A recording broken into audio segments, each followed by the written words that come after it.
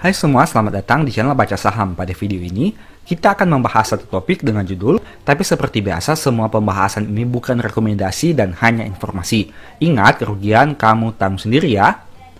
Nah, pada video ini, kita akan membahas beberapa komentar subscriber Baca Saham di video-video Baca Saham, dan kita akan lihat secara sekilas. Untuk dividen jangka panjang dan untuk portofolio jangka panjang, buat saya, wajib beli sebanyak-banyaknya sektor bank, terutama big banks. Saat ini mumpung lagi koreksi dan dividen sedang besar, karena untuk long run, sektor bank masih paling stabil. Berdasarkan data historis, sektor big banks memang memperlihatkan konsistensi dari sisi pembagian dividen, terlebih untuk saham seperti BCA, BRI, Mandiri, dan BNI. Kalau kamu memang yakin dengan saham tersebut, silahkan saja, karena memang hingga tahun 2024 masih membuktikan konsistensi dari pembagian dividen. Tapi ingat, sangat penting untuk memantau kinerja perusahaan secara berkala. Karena perusahaan yang bagus di masa lalu belum tentu akan terus bagus di masa depan. Semua hal bisa terjadi di saham, jadi sangat penting untuk memitigasi resikonya. Ini merupakan salah satu cuplikan dari video yang sudah pernah saya buat tentang dividen investing compounding 4 saham, yaitu BRI, Mandiri, ADRO, dan ITMG. Dan untuk video kali ini, saya mengambil contoh salah satu saja, yaitu BRI. Mengingat harga saham BRI merupakan harga saham yang mengalami penurunan paling signifikan dari 4 saham yang kita bahas ini. Itu adalah alasannya kenapa saya menggunakan contoh BRI saja untuk memperlihatkan bagaimana dampak dari compounding dividen terhadap total portofolio dalam jangka panjang. Ini merupakan simulasi apabila kita membeli BRI dengan modal awal 10 juta rupiah di tahun 2021.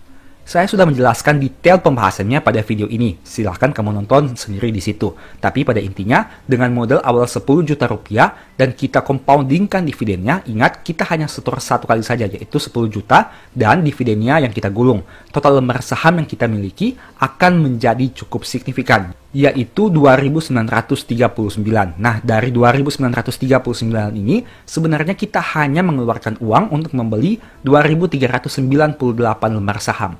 Artinya ada ketambahan sekitar 541 lembar saham hanya dari compounding dividen yang kita lakukan. Dan sejak tahun 2021 hingga 2025, total dividen yang diterima sekitar 2,6 juta rupiah.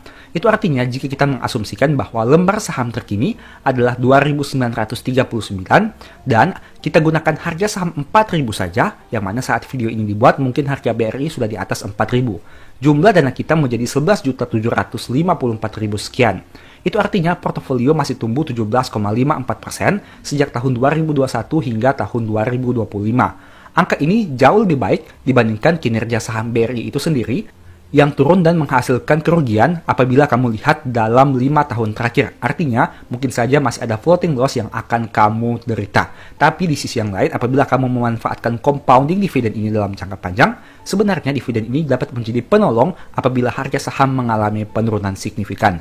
Nah, saya juga membaca komentar-komentar, ada yang bertanya, kenapa saya menggunakan lembar saham dan bukan lot dalam perhitungan ini? Nah, jawabannya adalah karena dividen itu dibagi berdasarkan lembar saham dan bukan berdasarkan lot. Kamu bisa lihat untuk detailnya dari pembagian dividen yang dibagikan oleh setiap perusahaan. Memang di Indonesia sendiri, untuk pembeliannya kita gunakan satuan lot. Artinya satu lot itu 100 lembar saham. Tapi sebenarnya untuk pembagian dividen itu dihitung berdasarkan lembar saham. Dan memang untuk data lembar saham di sini cukup acak seperti ini, 2.398. Nah, ini sebenarnya hanya mempermudah saja untuk menghitung dengan modal awal yang kita miliki. Tentu apabila kita menggunakan satuan lot, mungkin akan ada banyak pembulatan ke atas atau ke bawah yang kita lakukan, sehingga datanya mungkin kurang realistis. Jadi saya gunakan data satuan lembar saham agar perhitungan bisa lebih akurat. Tapi kembali lagi, ini hanya simulasi. Silahkan kamu lakukan analisa sendiri dan lakukan perhitungan ulang untuk memastikan apakah kamu tertarik menggunakan metode ini atau tidak. Ini hanya sebagai referensi saja dan bukan sebagai rekomendasi. Buat video saham bagus dengan dividen setiap bulannya. Dan ada juga komentar yang sama, buatkan yang dividen dari Januari sampai bulan Desember. Sebenarnya video ini sudah pernah saya buat dengan thumbnail seperti ini dan diupload pada tanggal 15 Januari tahun 2025. Artinya video ini belum terlalu lama saya upload. Dan untuk ringkasannya adalah sebagai berikut. Ada beberapa saham yang kita gunakan, yaitu GEMS, BRI, ITMG, ADRO, ASI, SIDO, dan SMSM serta Amor. Nah, untuk bulan Januari sendiri, Ada saham BRI dan saham ADRO yang membagikan dividen dengan total 283,98. Pada bulan Februari ada saham Amor dengan dividen per share 18,5. Pada bulan Maret ada saham BRI dengan dividen per share 235. Bulan April ada saham ITMG dengan dividen per share 1747. Bulan Mei ada saham ASII dan SMSM dengan total dividen per share 446. Bulan Juni ada saham Games, ADRO dan SIDO dengan total 637 dan 232.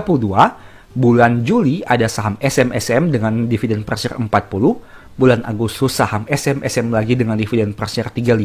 Bulan September ada saham Games dan ITMG dengan total 1.625. Bulan Oktober ada saham ASII dengan dividen per share 98. Bulan November ada saham SIDO, SMSM, dan Amor dengan dividen per share 80,5. Serta bulan Desember ada saham Games dengan dividen per share 243. Jika kamu total, dividen per share-nya akan menjadi 5.723. Dan ini merupakan detail dari setiap bulan yang bisa kamu lihat, baik itu untuk setiap bulannya maupun setiap saham untuk total pembagian dividen. Dan jika kita total dengan harga saat video ini dibuat, dengan nominal total harga saham 50.045, maka akan diperoleh rata-rata yield sekitar 11,44%. Dari sini kamu bisa lihat bahwa saham ADRO menawarkan yield yang paling tinggi dengan angka 17,6%. Dan sebagai informasi, untuk dividen spesial yang dibagikan ADRO tidak diperhitungkan dalam simulasi ini. Ada juga saham Games dan saham ITMG. Dan ada saham ASII juga dengan dividen yield sekitar 10,6%. Keempat saham itu membagi dividen dengan yield di atas 10%. Dan jika kamu total, ternyata untuk membeli 1, 2, 3, 4, 5, 6, 7, dan 8 saham ini hanya membutuhkan uang sekitar 5 juta rupiah, setidaknya berdasarkan data harga saham saat video ini dibuat. Tapi ingat, ini merupakan video yang sudah dibahas sebelumnya, sehingga mungkin saja harganya sudah berbeda saat kamu nonton video ini. Kemudian ada yang komentar seperti ini, kalau dana 100 juta, bisakah buat dana pensiun? Nah, saya mau menampilkan salah satu skema simulasinya. Misalnya dengan modal 100 juta rupiah, dan kita memperoleh dividen misalnya 5%. Berarti setahun kita memperoleh cash flow sebanyak 5 juta rupiah, yang mana jika kita bagi secara bulanannya, akan memperoleh 416.000 per bulan. Bagaimana dari sisi capital gain? Misalnya kita asumsikan 7% saja setahun. Artinya dengan modal 100 juta kita akan memperoleh capital gain 7 juta setiap tahunnya, yang artinya sebulan sekitar 583.000. Saya kembalikan lagi kepada kamu, apakah dengan uang seperti ini kamu mampu untuk hidup? Karena berarti jika kamu mengharapkan dana pensiun hanya dari saham saja, dengan modal 100 juta rupiah, rasanya kurang realistis dari sisi dividen maupun capital gain. Itu semua dikembalikan kepada kamu, apakah memang hal ini realistis atau tidak. Karena ingat, semakin besar profit yang ingin kamu capai, otomatis kamu juga harus mempersiapkan resiko yang sama besarnya. Jadi menurut saya, jika kamu ingin dana pensiun, maka setidaknya kamu harus memiliki profit atau target profit yang realistis. Tidak terlalu tinggi, tapi juga tidak terlalu rendah. Contohnya seperti ini, dividen yield 5% atau capital gain 7%. Komentar berikutnya, kalau cari data historis mudah, yang sulit itu cari saham yang akan terus naik dan pasti bagi dividen ke depannya. Sayangnya jawaban dari komentar ini adalah tidak ada yang tahu secara pasti. Kenapa? Karena seperti yang saya katakan tadi, saham yang dulu bagus belum tentu akan bagus sekarang dan di masa depan. Begitu juga sebaliknya. Jadi salah satu caranya adalah kita harus terus memantau kinerja perusahaan secara up to date. Ini merupakan salah satu contohnya. Ada saham yang rutin membagi dividen sejak tahun 2009 hingga tahun 2019. Tidak pernah absen satu kali pun. Tapi di tahun 2020 tiba-tiba perusahaan ini absen membagi dividen. Baru kembali lagi membagi dividen di tahun 2021, 22, dan 23. Mungkin dalam 3 tahun ini kamu melihat, oh saham ini ternyata sudah konsisten lagi membagi dividen. Tapi sayangnya ternyata di tahun 2024 mereka kembali lagi absen bagi dividen. Inilah yang saya katakan kenapa, karena tidak ada yang pasti ke depannya. Mungkin jika kamu lihat data secara histori, sejak tahun 2009 hingga 2019, mereka konsisten bagi dividen. Tidak ada yang sangka, di tahun 2020 mereka absen. Dan tidak ada yang sangka juga, di tahun 2024 mereka kembali absen bagi dividen. Artinya semua kemungkinan itu ada. Tidak peduli apakah itu saham besar atau saham kecil, tidak peduli apakah harganya sedang naik atau sedang turun. Semuanya tergantung kepada hasil keputusan RUPS dan pemegang saham mayoritasnya. Komentar berikutnya. 1000 lot BRI, 1000 lot BCA, dan 1000 lot ITMG cukup untuk dividen for living. Mari kita hitung. Untuk BRI, dengan 1000 lot BRI artinya kita memiliki 100.000 lembar saham, baik itu BRI, BCA maupun ITMG. Untuk BRI kita gunakan data tahun 2024, baik dari sisi BRI, BCA maupun ITMG. Nah, jika dikali-kali, berarti total dividen yang diterima dari 3 saham ini sekitar 357 juta setahun berdasarkan data dividen tahun 2024, yang artinya per bulan sekitar 29,7 juta rupiah. Nah, di sini menarik karena angka ini sebenarnya cukup relatif untuk memenuhi kebutuhan hidup setiap bulan, terlebih untuk orang-orang yang mungkin tidak memiliki gaya hidup yang terlalu tinggi.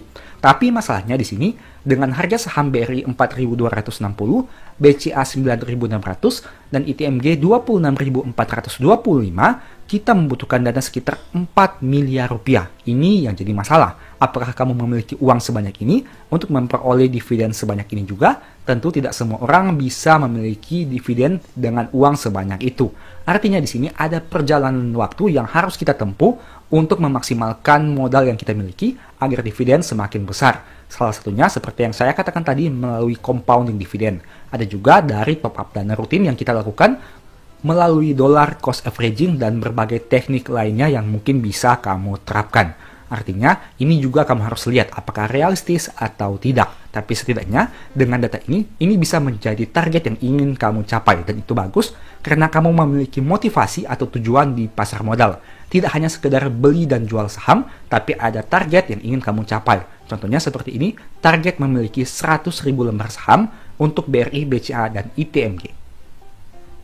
Komentar berikutnya. Aliran dividen investing santai saja, saham mau naik ataupun turun, yang penting uang dividen buat beli saham yang value-nya masih murah, untuk nambah emiten baru yang membagi dividen, untuk nambah lembar saham yang lagi turun untuk reinvest. Nah, terkait hal ini sebenarnya saya sudah pernah bahas 2 video yang mungkin berkaitan. Video pertama terkait 5 saham besar yang balik modal 100% dari compounding dividen. Di situ saya sebutkan nama sahamnya dan simulasi perhitungannya. Yang kedua, video tentang compounding dividen, di mana kita membahas bagaimana dividen itu dari yang awalnya kecil bisa menjadi besar jika dilipat gandakan. Konsepnya sebenarnya sama seperti compounding interest atau bunga berbunga. Ini merupakan salah satu contohnya, seperti yang tadi kita bahas tentang saham BRI, kini kita bahas tentang saham ITMG, yang merupakan salah satu saham yang dibahas pada video 5 saham besar balik modal 100% dari compounding dividen. Dari data ini kamu bisa lihat bahwa dengan asumsi membeli dengan modal awal 10 juta di tahun 2021, total dana kita akan menjadi 40.872.529 hingga tahun 2025 ini saat video ini dibuat. Dengan kata lain, pertumbuhan portofolio sekitar 308%. Ingat, ini hanya melakukan 1 kali pembelian saja di tahun 2021.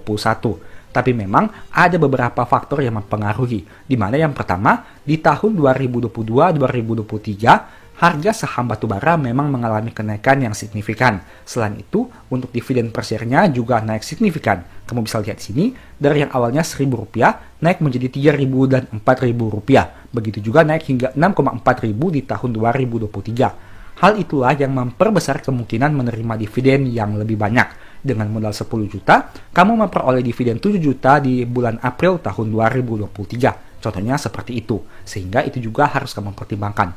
Faktor kedua adalah terkait timing untuk melakukan pembelian. Memang di tahun 2021 harga saham batubara belum naik signifikan seperti tahun 2024 dan 2025, apalagi di tahun 2022 dan 2023 yang mana harganya sangat naik signifikan. Hal itu yang menyebabkan kenapa ITMG menjadi salah satu saham yang bisa balik modal dari dividen dalam 5 tahun di belakang. Ingat, ini merupakan data di belakang alias data di masa lalu dan tidak ada jaminan di masa depan bisa terulang kembali. Sehingga semua potensi risiko harus kamu pertimbangkan juga.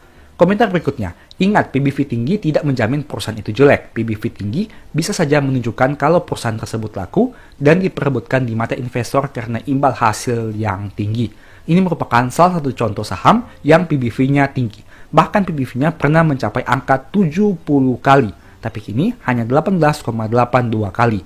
Ironisnya harga sahamnya bukan naik tapi malah turun.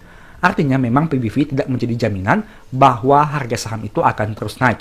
Mungkin ada suatu waktu di mana PBV-nya mungkin memang sangat tinggi, tapi tidak menutup kemungkinan juga PBV-nya bisa menjadi rendah karena harga sahamnya turun. Ingat, PBV itu dipengaruhi oleh 2 faktor. Yang pertama harga saham, Yang kedua, modal per lembar.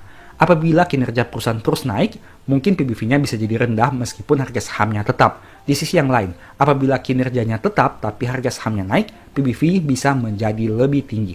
Itu artinya semua kemungkinan terbuka lebar di pasar saham.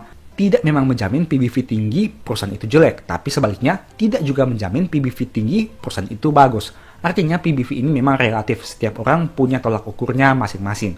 Contohnya misalkan ada yang melihat PBV di atas 1 kali itu sudah mahal, tapi ada juga yang melihat selama dia masih di bawah 3 kali itu masih cukup menarik. Semuanya tergantung kamu sendiri. Yang jelas, dengan data ini kamu bisa mempertimbangkan. Apabila kamu ditawarkan dengan harga yang lebih mahal, apakah kamu siap membelinya atau tidak? Ingat, dengan angka PBV yang berkali lipat, itu artinya kamu membeli saham ini dengan harga di atas modal per lembarnya yang berkali lipat juga.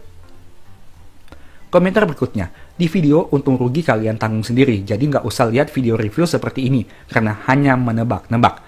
Nah, silakan saja jika kamu tidak mau nonton video baca saham, tidak apa-apa, tidak ada masalahnya di sini. Mau nonton silakan, tidak mau nonton silakan. Yang jelas memang saya tekankan dari awal, semua pembahasan di channel ini dari awal sampai video ini dibuat, bahkan seterusnya bukan merupakan rekomendasi dan hanya sebagai edukasi. Profit nikmati sendiri, rugi juga kamu tanggung sendiri. Jika kamu keberatan dengan statement ini, mungkin kamu bisa tinggalkan channel baca saham dan silakan nonton channel-channel yang lain. Tidak ada masalah dengan statement tersebut. Komentar berikutnya, inilah alasan bagi investor bila harganya makin longsor, makin senang, sedangkan perusahaan terus cetak profit dan membagikan dividen. Dividen gua anggap cashback dari pembelian awal, yang berarti bahwa average harga yang muncul di aplikasi cuma imajinasi dan nilai value pembelian kita telah berkurang senilai cashback. Nah, bagi yang belum paham, kira-kira seperti ini. Misalnya modal beli saham adalah 1 juta, kita dapat dividen 100.000. Artinya, modal yang sebenarnya kita keluarkan tersisa 900.000, tidak termasuk capital gain atau capital loss yang tidak kita perhitungkan. Artinya di sini, dengan memperoleh dividen, berarti modal yang kita keluarkan sebenarnya lebih rendah dari yang tertera di aplikasi sekuritas. Nah, ini juga berkaitan dengan metode dari dividend investing, yang mana memanfaatkan dividen untuk balik modal dalam jangka panjang.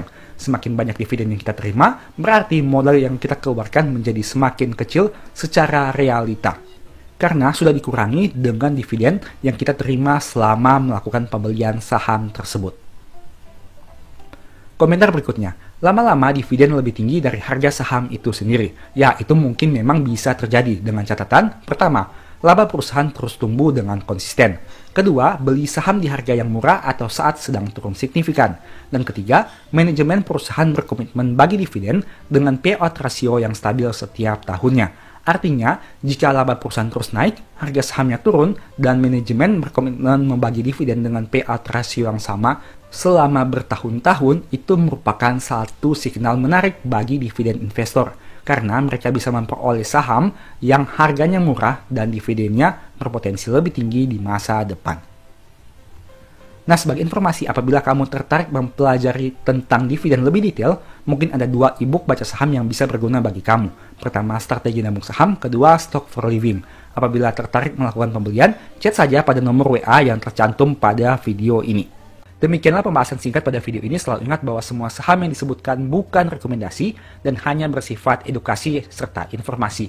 Mohon juga agar dapat mengecek kembali data yang ditampilkan, karena bisa saja terjadi kesalahan pengetikan atau pengambilan data. Di video berikutnya ini dibahas materi apa lagi? Tulis di kolom komentar ya. Sebagai informasi, berikut ini beberapa list ebook baca saham. Pertama, psikologi saham. Kedua, stock for living. Ketiga, strategi nabung saham. Keempat, the stock market. Dan yang kelima, cara cepat analisa laporan keuangan. Apabila tertarik, chat saja pada nomor WA yang ada. Sekian video ini, semoga bermanfaat. Thank you.